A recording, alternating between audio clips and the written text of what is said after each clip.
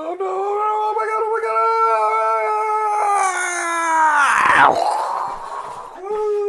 god! Crash!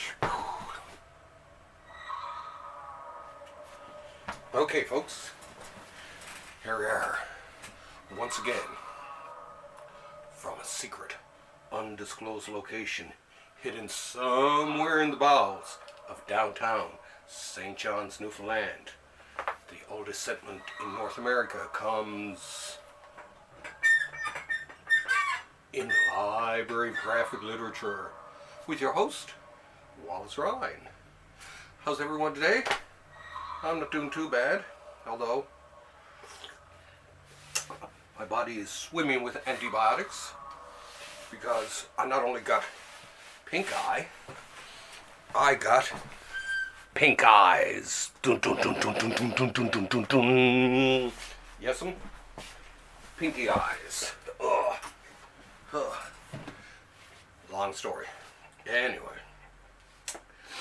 So they got me on some various creams, and the antibiotics always kind of make me feel like crap. But not crappy enough to turn on the lights, fire up the camera, and get the mother box going, and come here and share some of my latest acquisitions with you fine people out there in Bookland. So first of all, still angry at DC for cancelling the Jonah Hex omnibus, and still mad at them for the Before Batman cancellation too. So being at a New York Comic Con weekend, which I miss going to since I moved back here, I want everyone to go up to the DC table and say, demand an apology for cancelling Jonah Hex. So hear me, everyone, all of you out there, and if you're not there, message a friend of yours who is, and tell them to go up and demand an apology. And tell them that we want the Jonah Hex and the Before Batman back on the list. So like I said before, if you solicit it, then you gotta show it. So yeah, go ahead and tell them I sent you. Oh, hang on a second, one of our lights here it's not facing the right direction. Oh, there we go. And of course, with my pink eyes, all these lights shining in my eyes isn't a good thing either. But yes, go and demand from DC that they reinstate these omnibuses. And it's just like, I mean, they're a huge corporation, so if you solicit it, you better put it out. Otherwise, you're just disappointing a lot of hardcore fans like me, and like the 1,000 or so people in the Library of Graphic Literature group, and all the omnibus other groups. They're very mad at you guys, so get it together. Meanwhile, let's get down to the books of this week. Gonna start off actually with I like to use cash as a bookmark, but we're going to start off actually with Nancy, a comic collection of some of the latest Nancy comic strips by Olivia James, and or Olivia Jaime, I don't know. Anyway, I gotta say, I really like Olivia's take on Nancy. She's basically brought Nancy into the modern world, but in such a cool way. I've read a few pages so far, and I'm liking it. So any of you comic book fans out there, or comic strip fans, give this a shot. It's definitely worth checking out. I've read a few pages so far, and I'm loving it. I love it. It's simplistic and all that. She definitely keeps sort of the spirit of Nancy in there somehow. But yeah, for any of you comic strip fans out there, give it a shot. And Olivia, gotta tell you, love what you're doing with this strip. So yeah, check it out. Love the cover. I love the smile and the frown. Yeah. Whew. Now, next up is what I consider actually to be, hold it, drama. Dun, dun, dun, dun, dun, Ta-da! What I consider to be probably the best comic that Marvel's put out in a long time, the Immortal Hulk. Dun dun dun dun dun. So yeah, it's pretty cool looking. Well, let's pop her open here. Sorry, I just had a pizza too, actually. Okay, now let's tear this darn plastic off. Why don't they start wrapping them in paper or something like that? That'll be my next little rant. Actually, is like, let's get rid of this plastic, right? Seeing how everyone was marching for climate change the other week, let's start to get the companies to do their bit. Start putting them in paper envelopes or something like that, and walk to the comic book store. How about that, everyone, this week? Walk instead of drive. Anyway, here we go. Ewing and the boys. This is I love the artwork is fantastic. The stories are beyond belief. It's real. It's great throwback to the early Hulk in my mind. Right from the very get go. In this one, he truly is. He truly is a monster here, and but in the best possible way. And I mean, the sales have been showing it. I mean, I can remember for the longest time, when we'd be putting Hulk on the stands down at my local comic book shop, Downtown Comics, most easterly comic book store in North America, there'd be, there were a few people buying it, and slowly but surely, it's taken off, and it's had to go through so many reprintings just to catch everyone up to it. And for those who really want to catch up, pick up this hardcover book of it. Absolutely stunning. Like I say, just reminds me of the Hulk from the very beginning. He's nighttime Hulk. Yeah, it has sort of not a horror, more definitely a different feel to it. So I'm going to be sitting down and I'm going to be reading as much of this tonight as humanly possible. So don't forget, you heard it from me. Immortal Hulk is definitely a must buy. Now, let's wrap up this fine little book again. It's the best horror comic of the year, according to Kieran Gillen. So trust it. So yeah, it gets the kiss of approval. Now, another one that gets a peck of approval or kiss is Thanos, the Infinity Ending. So this, I wonder if this is going to be Starlin's last kick at the at the Thanos cat. I mean, I love Alan Davis's artwork on this whole series. It's a lot more intense than the usual stuff, and I'm not sure what. I'm assuming sooner or later that they're going to collect all these last couple that they've done together into one album, and hopefully, I know I'll be picking it. I'll pick that up too. But here it is, the Infinity Ending. Jim Starlin, Alan Davis. So the Infinity, what is it? Goes the Infinity Siblings, the Infinity Conflict, and now this. So this is the cosmic conclusion to Starlin Davis's epic trilogy. So yeah, run out and pick it up, and get in on a bit of fun. Starlin is always good for the most part. Love me some good Starlin. Jimmy are my favorite.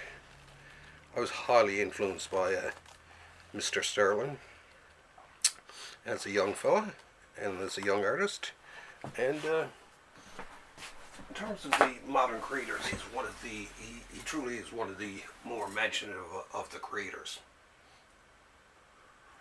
In terms of weather today, by the way, it's sort of overcast, and Still not zeroed. It's still not freezing yet, but I'm sure we'll get down to it.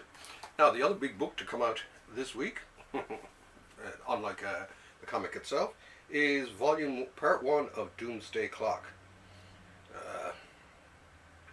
It's too bad they couldn't wait and just put out one book. I mean, what is it, DC? Is someone asleep at the wheel in your collected editions department? Come on, or are you hamstringing them by getting them to throw stuff out and then cancelling it or whatever? It's I'm shocked that they've fallen behind like they have on this. To me, I would have just assumed that that they would have had at least the vast majority of this done before even putting out the first one. Now I read the first issue of this, which I thought was actually pretty good, and this is going to be my introduction to the rest of Doomsday Clock. Kind of like that. Now, of course, some people would say, "Oh, well, I'm a Alan Moore fan, so I could never read that." No.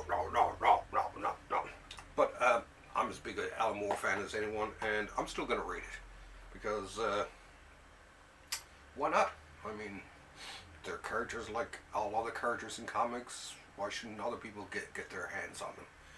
No, Alan Moore got his bones made doing Swamp Thing, and so it's good for the goose, it's good for the gander.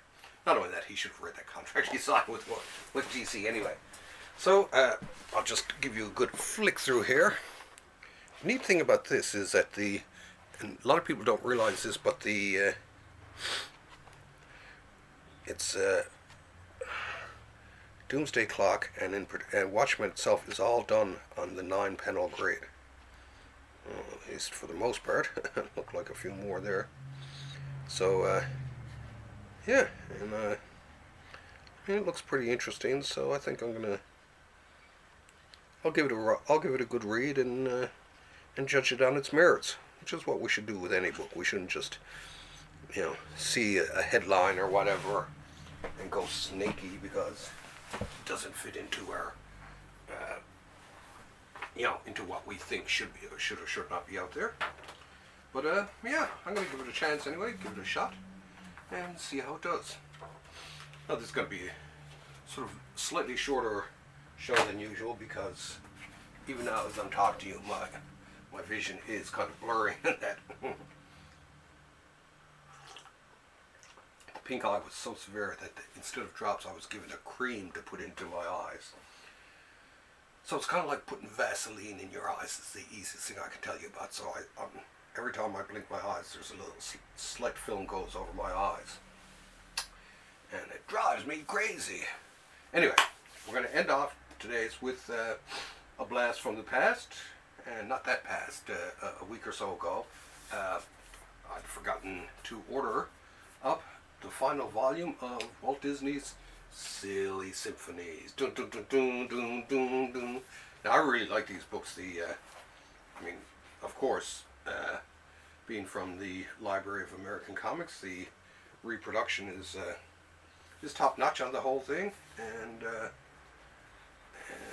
the content. Like I say, I'm a sucker for old cartoons, old comic strips, stuff like that. I loves them to death. I do, and some of these have some stories like Bambi there. This one, what does this one have? This one has Bambi. Some of the three. Oh, it's Sunday Newspaper Comics, Volume 4, 42 to 45. So yeah, for you fans out there, like me, of the Library of American Comics, this is a welcome addition to the shelves. And once again, with this book, my collection of the Library of American Comics is once again complete. I love that. I love saying that. Anyway, here, have a look. Great design work on these too. There's the bigger ones of Bambi, and then they go into Jose, Kuroko, and a few of his things there. And actually, geez, I wonder if most of it is his. Seems to be a lot Then, oh, Panchito. But yeah. I love reading all comics. I love reading all comic strips and all that. They really are a window into the past. That's why I'm so much against censoring old books. Is they are a historical record. They are as important to us as hieroglyphics on a tomb wall are to an Egyptologist. It would be like going into the tombs in Egypt and erasing. And well, actually, they did do that too. They did erase history by chiseling away on the faces of certain leaders, and the such would fall out of favor. And to me, that's what is done when you censor old books. Even though I know a lot of the stuff is, and it's not borderline racist. It's in bad taste. It smacks of racism, but to be quite honest, there were a lot of good people back then who were doing comics, and they're just products of their time. Would be like people 3,000 years from now calling us animals because we ate food using forks or whatever. But I like the fact that and a lot of companies will actually give the warning that the strips involved in this volume or whatever are a product of their time, and a lot of the opinions and stuff like that have since changed. Society advances all the time, so which is a good thing. But sometimes you don't want to throw the baby out with the bathwater. I can understand when stuff's especially patently offensive stuff. It shows us what people were like back then, and to erase them, like Whoopi Goldberg says in the Walt Disney DVDs, is to make like they never existed. So when we erase the old racism from these cartoons and from the animated cartoons and all that, it's like trying to say, oh, these we were perfect back then and all that, and so we're left with the blandest cartoons of all time. I mean, cartoons ever since political correctness became such a watchword. Political correctness has really taken the oomph out of cartoons. Once in a while you get a cartoon, well, like Rick and Morty or whatever, that are that in my mind match up to great cartoons of all days. But like I say, I besides being a comic book fan, I'm a history fan. So when I read these comics, I look for all these little gems.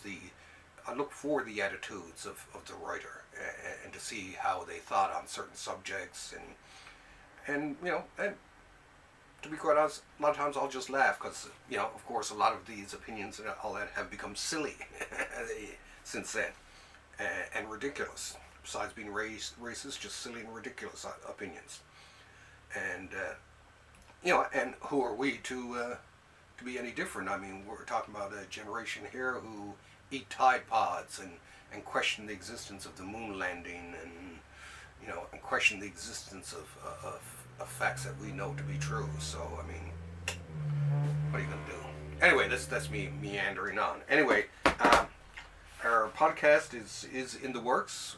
Myself and Dennis are putting it together. Unfortunately, with my eyeballs on the revolt, it's gonna be a little bit later than usual, maybe a week or so late. But as soon as it's up and ready to go, I'll let all of you know, and tune in and watch it. And we're also going to film it as we do it too. Might even post those. That being said, it's time to boom tube my way out of here. Oh my god. Oh no, my mother box is dead. Oh. Actually, it needs a charge, I guess. Well, in that case, I'll just walk my way out of today's show. Okay, I love you all out there. Thank you very much for dropping over. Okay, see you next week. Bye. Do. Here I am being sucked up by the moon tube. And then suddenly someone mysteriously turns off the camera.